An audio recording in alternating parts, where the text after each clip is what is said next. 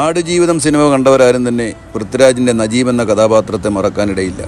എൻ്റെ മുന്നിൽ നിൽക്കുന്ന യമൻ സ്വദേശിയായ ഇദ്ദേഹത്തിൻ്റെ പേരും നജീബ് എന്ന് തന്നെയാണ്.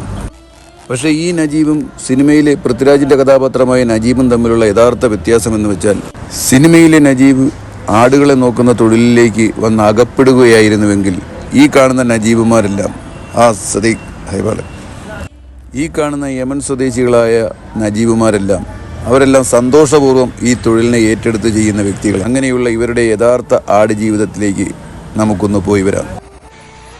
ഈ കാണുന്ന വിശാലമായ നോക്കത്താ ദൂരത്തോളം പരന്നു കിടക്കുന്ന അറേബ്യൻ നാടുകളിലെ വൻകിട ഫാമുകളിലേക്ക് പ്രധാനമായും ആടുകളെ എത്തിക്കുന്നത് ഓസ്ട്രേലിയ, യൂറോപ്പ്, ആഫ്രിക്ക തുടങ്ങിയ രാജ്യങ്ങളിൽ നിന്നും കടൽ മാർഗം കപ്പലുകളിൽ എത്തിക്കുന്ന വ്യത്യസ്ത ഇനങ്ങളിലുള്ള ആയിരക്കണക്കിന് ആട്ടിൻകൂട്ടങ്ങളെ വലിയ ട്രക്കുകളിൽ കയറ്റി സീപോർട്ടിൽ നിന്നും ഇത്തരത്തിലുള്ള വൻകിട ഫാമുകളിലേക്ക് എത്തിക്കുകയും അവയെ ഇതിൻ്റെ ഇനം തിരിച്ച് ഇതിൻ്റെ പരിപാലനത്തിനായി നിൽക്കുന്ന ഇടയന്മാർ ഇതിൻ്റെ ഇനമനുസരിച്ച് ഓരോരോ വിവിധ കൂടുകളിലാക്കി മാറ്റുകയും ചെയ്യുന്നു. ഇതിൻ്റെ പരിപാലകരായി ഇവിടെ ജോലി ചെയ്യുന്ന ഇടയന്മാരെല്ലാം തന്നെ മിക്കവരും യമൻ സ്വദേശികളായിട്ടുള്ള പൗരന്മാരാണ്. വളരെ കുറച്ച് പേർ സുഡാൻ സ്വദേശികളായിട്ടുള്ളവരുമുണ്ട്. നമ്മൾ ആദ്യം പറഞ്ഞതുപോലെ ആടുജീവിതം സിനിമയിലെ നജീം ഈ തൊഴിലിലേക്ക് വന്ന് അകപ്പെട്ടു പോയ വ്യക്തിയായിരുന്നുവെങ്കിൽ ഇവരെല്ലാം സന്തോഷപൂർവ്വം ഈ തൊഴിലിനെ പുണർന്നവരാണ്. യമൻ സ്വദേശികളായിട്ടുള്ള മിക്ക പൗരന്മാർക്കും ആടിനെ മേയ്ക്കലും ആടിൻ്റെ പരിപാലനവും അവരുടെ നാട്ടിലും ഏറ്റവും മഹനീയമായ ഒരു തൊഴിലായിട്ടാണ് അവർ കാണുന്നതും അതുപോലെ തന്നെ അവരിവിടെ ആവർത്തിച്ചു വരുന്നതും. അതുകൊണ്ട് തന്നെ അവരെല്ലാം ഈ തൊഴിലിൽ വളരെയേറെ സംതൃപ്തരുമാണ്.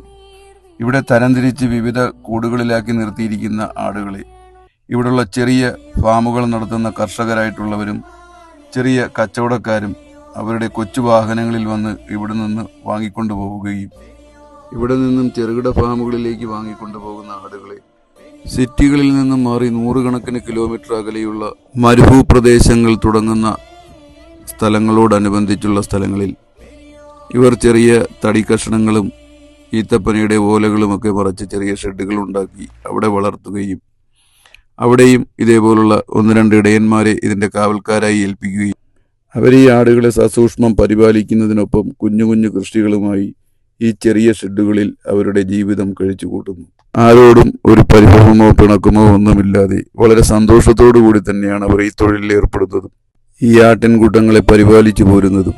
നമ്മുടെ നാടുകളിൽ ഗൾഫ് ജീവിതത്തെക്കുറിച്ച് ഓർമ്മ വരികയാണെങ്കിൽ ആദ്യം ഓർമ്മ വരുന്നത് മണിസൗധങ്ങളും AC റൂമുകളും ഒക്കെ അടങ്ങുന്ന വിശാലമായ പ്രൗഢഗംഭീരമായ സൗകര്യങ്ങളാണെങ്കിൽ ഇതും ഗൾഫിന്റെ മറ്റൊരു മുഖമാണ്. ഇങ്ങനെയുള്ള ചെറിയ തടിക്കഷണങ്ങളിൽ വെച്ച് മറച്ച വീടുകളിലാണ് ഇവർ അന്തി ഉറങ്ങുന്നതും ഇവരുടെ ദിനചര്യങ്ങൾ കഴിഞ്ഞു പോകുന്നതും. വ്യത്യസ്ത ഇനങ്ങളിൽ വിവിധ വർണ്ണങ്ങളിലുള്ള നിരവധി ആടുകളെ നമുക്കിവിടെ കാണാൻ സാധിക്കും. ചെവികളുടെ വലിപ്പത്തിലായാലും വാലുകളുടെ നീളത്തിലായാലും ഒക്കെ നിരവധി സവിശേഷതകളുള്ള ആടുകൾ. ഈ കാണുന്ന ടാർപ്പോ കവർ അവരുടെ ജലസംഭരണികളാണ്. ഇതിൽ വെള്ളം ശേഖരിച്ച് വെച്ചിട്ടാണ് ഇവർ ആടുമാടുകൾക്കും ഇവരുടെ നിത്യേനയുള്ള കാര്യങ്ങൾക്കുമായി ഉപയോഗിക്കുന്നത്. ചെറിയ ട്രക്കുകളിൽ എത്തിക്കുന്ന വെള്ളമാണ് ഇത്തരത്തിൽ ഇവരിവിടെ ശേഖരിച്ച് വെക്കുന്നതും ഉപയോഗിക്കുന്നതുമൊക്കെ.